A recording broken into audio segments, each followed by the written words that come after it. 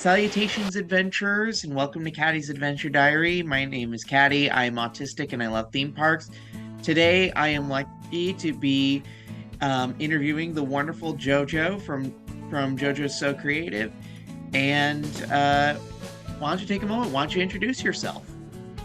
Hi, I'm JoJo. I'm a cosplayer and maker, primarily a maker because honestly, cosplay gives me anxiety sometimes.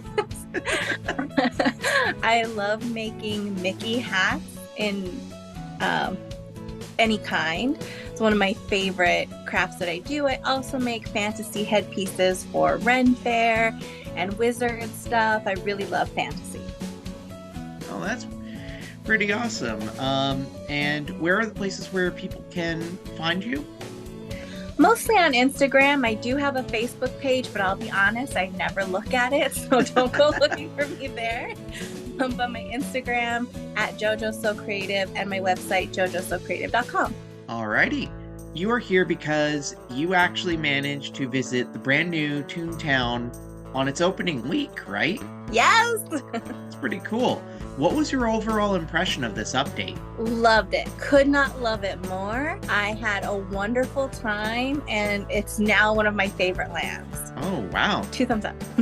A glowing endorsement already, and that's just the first question in. Mostly because it's just as colorful and fun as you remember it, but it just felt so comfortable and welcoming because everything is accessible by design. Disney does a really good job in all areas of the park, but this was a chance to from the ground up make it accessible, and they did a really good job. I just felt so comfy there. Well, that's awesome. So we know that several classic attractions received either an update like Gadget's Go Coaster and Roger Rabbit's Cartoon Spin, or they became something new entirely like Goofy's Bounce House, then later Goofy's Playhouse became now Goofy's How to Play Yard. Which of these experiences did you try out, and what did you think of them? Well, I didn't try the coaster because I don't think I would fit on it, to be honest, because it's made for kids. I didn't go in the play area either, and I don't have kids, but I did go watch kids playing, and they looked like they were having a great time. It really made me nostalgic for when my nieces and nephews were that age. They would have gone wild in there. We used to spend a lot of time in Toontown anyways, but they would have just loved this playground. It was super interactive. It was nice and kind of penned in so that parents could really keep an eye on their kids in the land rather than kind of open where the kid might wander off. So it was so cute, but I didn't personally get to try it. Did you manage though with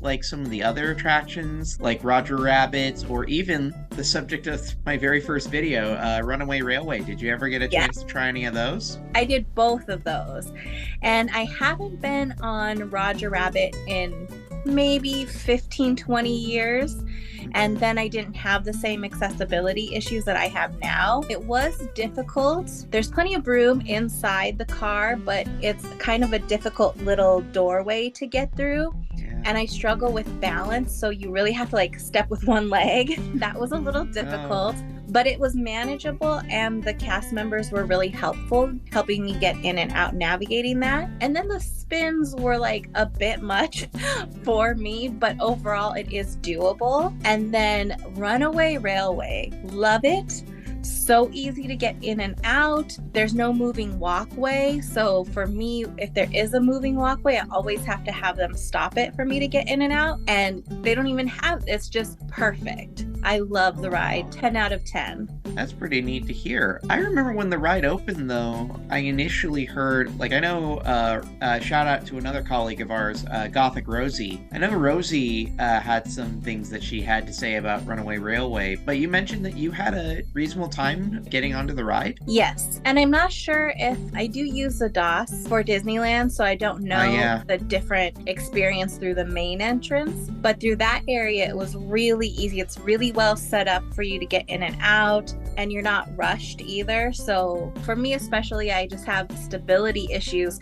So sometimes I have to move a lot slower. I'm not jumping in and out of anything. I got to take it slow. And there was plenty of time and space to do that in the DOS entrance. That's brilliant. If you're in a scooter situation or wheelchair situation, or even if you're a parent with a stroller, if you've ever tried to go down Main Street, there's two problems. One, the tracks. Wheels constantly get in there. And then also when traffic is going, a lot of able-bodied people don't realize that you can't just hop up onto the curb and get out of their way. So they'll just keep walking at you, assuming you will move. But I don't know if you know this, scooters can't jump yet. It's very we don't hard. have like the little jumping jacks like Speed Racer. Yeah, not yet. That's very difficult, but this whole land has no curbs whatsoever. So it's very friendly for people with mobility issues to use devices. Even when I'm out of my scooter, I use a cane, and just navigating up and down off curbs can sometimes be an issue. Yeah, because I might trip, especially when you're having balance problems. Just that one little step, it's such a small thing that most people don't think about, but can be a big deal for somebody with mobility issues, and they're gone, just poof. It's great. I actually can also vibe with this because I will also say this, and I know this from my own personal experiences. I don't have the same mobility issues, but one thing I do have a problem with, and I have no idea if it's connected with elements of how I developed as an autistic person, or if it's just me and I'm a clumsy person, but I trip over my feet a lot, and usually curbs are going to be the thing that's going to cause me to just eat pavement, like all the time. So when there is low to no curbs in the area, that really is nice. And I do get what you're on about, because Main Street does have massive curbs, but like nowhere else in Disneyland really does. Like maybe Fantasyland still has some of the foundations of their curbs, primarily around the hedges. DCA, no curbs whatsoever in the entirety of the park. And I have fewer moments where I accidentally trip over at DCA than I do at Disneyland. Yeah, and the Main Street and then the Magic Circle is just sometimes so difficult to navigate. Yeah.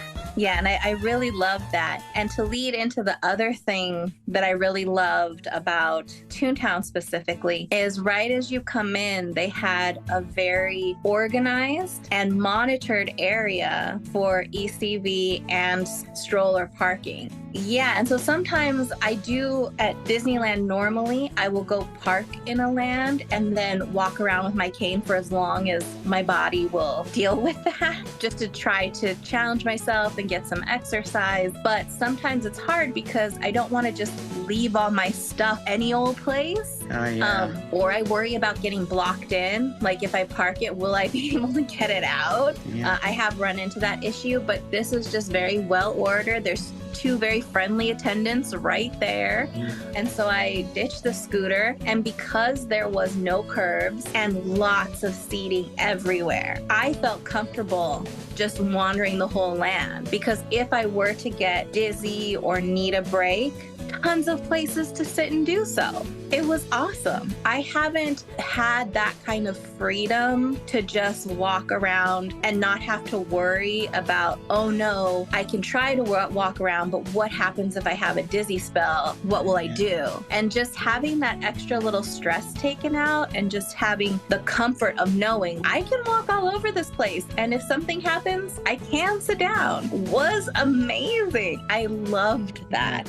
That is truly incredible. Most people who are not disabled, who are neurotypical, they don't really understand like what those little small things are. And then sometimes they get frustrated, like, why is this even a thing? But like most of the time, they're like, they find it just as convenient as we do. It's like, oh wait, I can move and I can put my stroller here. Oh, that's easier to deal with. So Toontown now has play parks, picnic areas, and decompression areas. How did these places feel when you experienced them? Loved them. The play areas, again, I don't have kids, but they look like the kids there were having a blast, and it made me so nostalgic. I wish my nieces and nephews could just shrink right back down and be cute little kids again. They looked really good. The decompression area, though, was my favorite, and the picnic area. So essentially, there's 3 green spaces that are not kids central. There's the parking for the strollers and mobility scooters. Then there's something more akin to like a town square because it's like right in the central location. And that's where I just saw a bunch of families and groups of friends like just sitting in the grass hanging out. It was so cute. And then all the way in the back they have the decompression area, and it is so serene, so chill. They have a little like cave situation. It's like more of an overhang built into the landscape that cancels noise. So if you're overwhelmed from noise, it's a good place to relax. Yeah, in the summer, I imagine it would also be a very cool place to hang out. And then also into the landscape, they have built seats. And the seats were very deep. I mean, probably 2 feet deep or more. Whoa. Yeah, and it's all just built into the landscape. So it's a great place for a kid to take a nap, an adult to lay down if they're not feeling well. For plus size people, like you are definitely gonna be comfortable and able to sit. Like it will support, there's totally enough room and it's supportive. For me, it was a great place to relax my feet. I could actually put my feet up somewhere and just relax for a little while. It was amazing. I thought it was genius. Everyone should take a break in the Toontown decompression area at once in the day. That way that you're re-energized for the rest of the day. It was great. Yeah, that makes a lot of sense. You just need those break spots. And it does sound cool. Like this is how they figured to rework a whole bunch of areas that also some of them were just like dead or empty for a long time. So now I think that they really took a more close look at child development and how kids can safely free play with their parents being able to monitor at them at the same time. And it seems just very successful. I really like what they've done. If I had a kid, I would let them play there because I would feel like they can independently explore and do free play, but I can see what they're doing. And if there's something happens, I can go in and, you know, take care of my kid or whatever. So I think these are huge upgrades for those kinds of things. And the ball pit, unnecessary. Goodbye, good riddance. We didn't need. Are there still any sticking points in regards to Toontown, both physically and mentally? And if so, what solutions do you currently have to better handle these problems?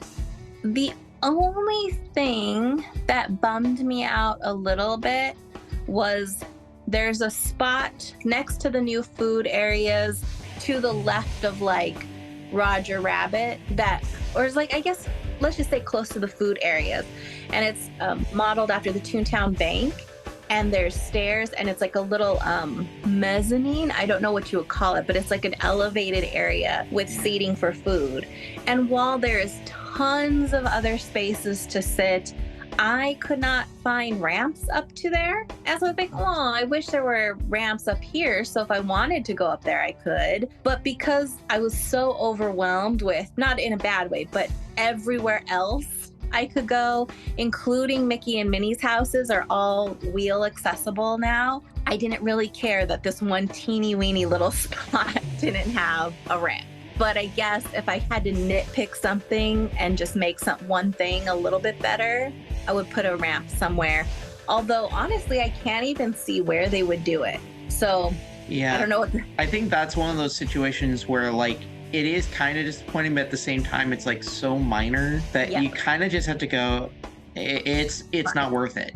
It's not worth getting upset about it. You know? Yeah, that is definitely how I feel. Mm-hmm. Guessing this means you would recommend the new Toontown for any disabled or neurodivergent adventurers traveling to Disneyland? Absolutely. And in fact, I would recommend it for anyone, to be honest, because one thing we didn't talk about was the food options. For one thing, the decompression area, everyone gets tired regardless of your ability. And then the food choices. My body particularly struggles to maintain even glucose and electrolytes. When I go to a theme park, I have to be very careful how I nourish my body in order to last all day.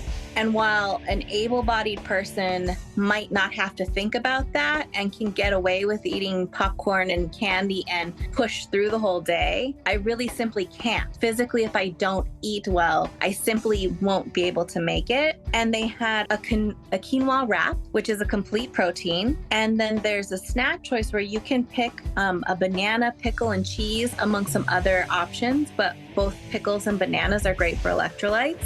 Yeah. And it was all reasonably priced. And I thought, well, this is the perfect place to not only come and decompress and take a little rest, but also like get the right nutrients for my body so that I can keep going. Yes. Do I have to be more careful of what I put in my body? Yes. But everyone gets hangry. That's why I fully recommend this land to literally anyone, because when you're overwhelmed, when you're hangry, when you're hot, when you're tired, those things really affect how you're enjoying the day.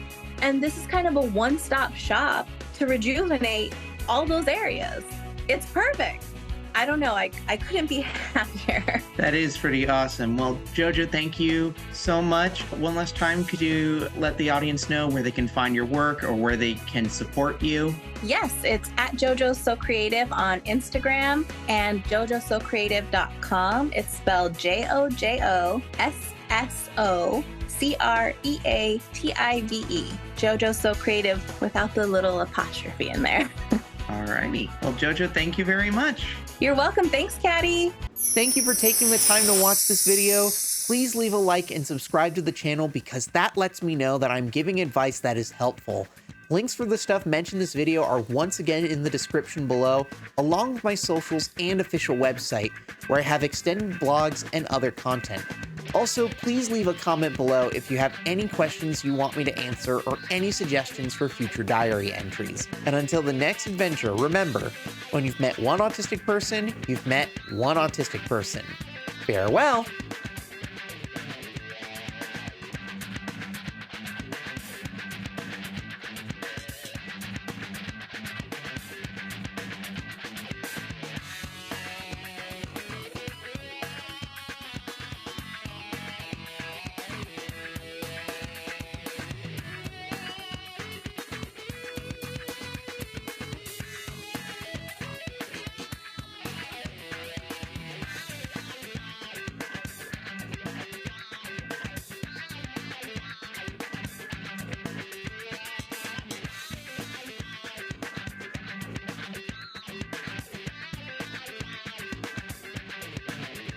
Caddy's Adventure Diary!